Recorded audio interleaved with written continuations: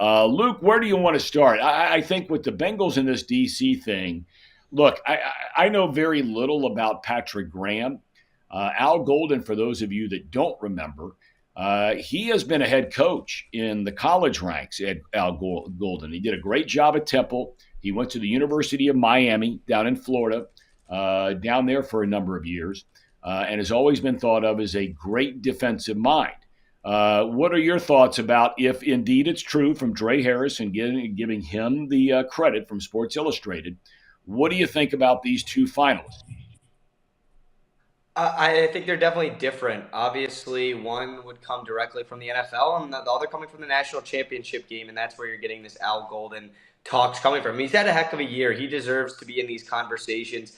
Personally, just as like a fan, I kind of like the idea of an Al Golden. From an X's and O's standpoint, Notre Dame does stuff in the college game that is very high level and pro-esque. I'm definitely not, a former linebacker or somebody that can tell you exactly what type of Right. stunts, arrows, whatever type of terminology these guys use when they talk about dialing up blitzes and coverages and whatnot. But let's be real here, guys. It's the Notre Dame defense that is why they're playing on Monday night. Riley Leonard is great. They hit the transfer portal. But some of their wide receivers are lacrosse players, too. Their running backs are great, but have been beat up. This defense has put the entire university on their back and led them into a national championship appearance. So Coach Freeman and Al Golden kind of get dual citizenship in that regard to who is the most deserving, I think, of bringing Notre Dame back. Obviously, all the players should get credit as well because they've worked their brains out. But from a preparation standpoint, if you don't realize, Brian Kelly left Notre Dame, and this has been going all over social media, swirling around X, because it was kind of a place that was impossible to win the big one. They don't have the right type of kids can't go there. They can't recruit well enough. It's not fun enough as a school. It's all rooted in church. That's not for everybody. And Urban Meyer always consistently talks about that on his podcast still today, that the fact that Notre Dame is in this game, it's a testament to how much their team has bought in and this coaching staff. So personally, I would love the idea of bringing in a Cincinnati guy like Al Golden and his goggles and dial us up. It was the scientist and Lou Anarumo, and let's see what we can get. And maybe, the technician of Al Golden because he's got it going on in South Bend right now. Hey, Casey, I'm curious on this question, your opinion on this. And Luke, jump in as well if you like.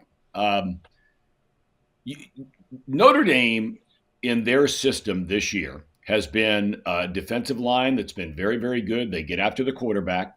They love their secondary. It's very young. They play a lot of man to man defense. On paper, and everybody who plays Ohio State on paper, because of Ohio State's multiple weapons, I mean, they have pros all over the field, right?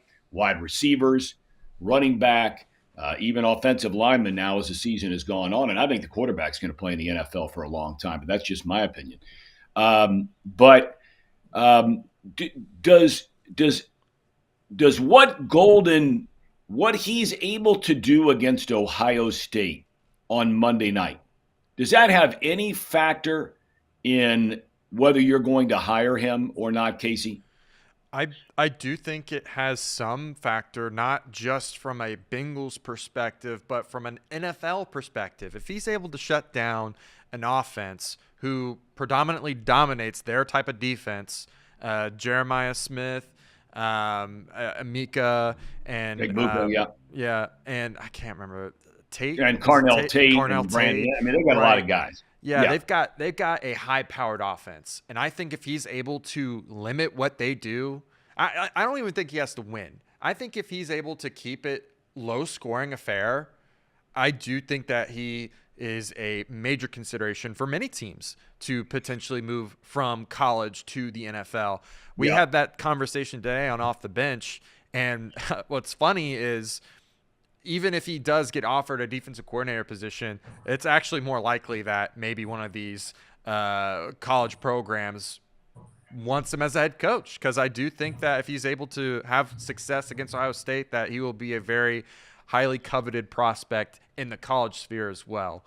Um, but yeah, I do think that it does have some factor into it. And plus, he's been on the staff. Like, there's already that connection there. He knows what he's walking into the building.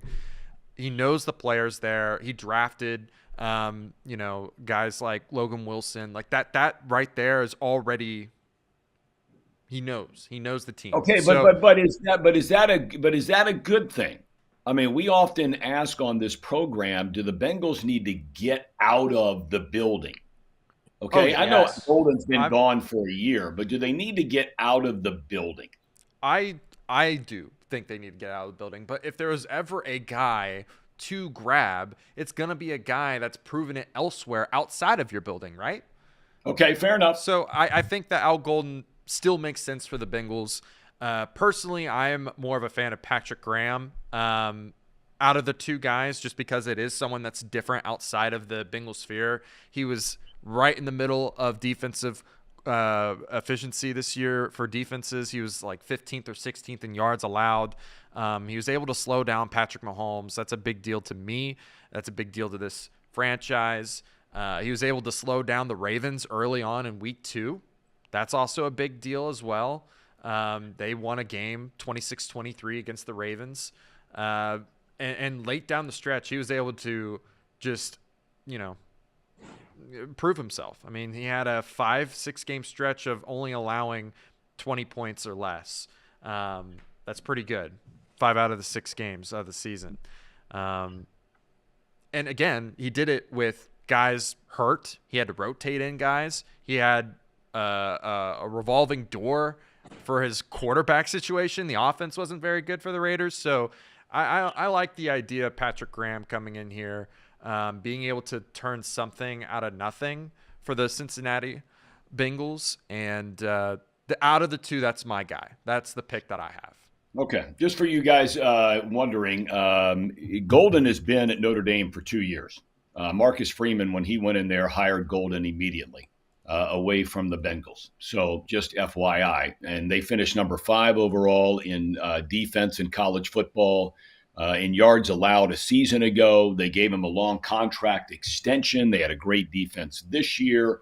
But look, if I'm sure there's provisions in there that he can get out of his contract.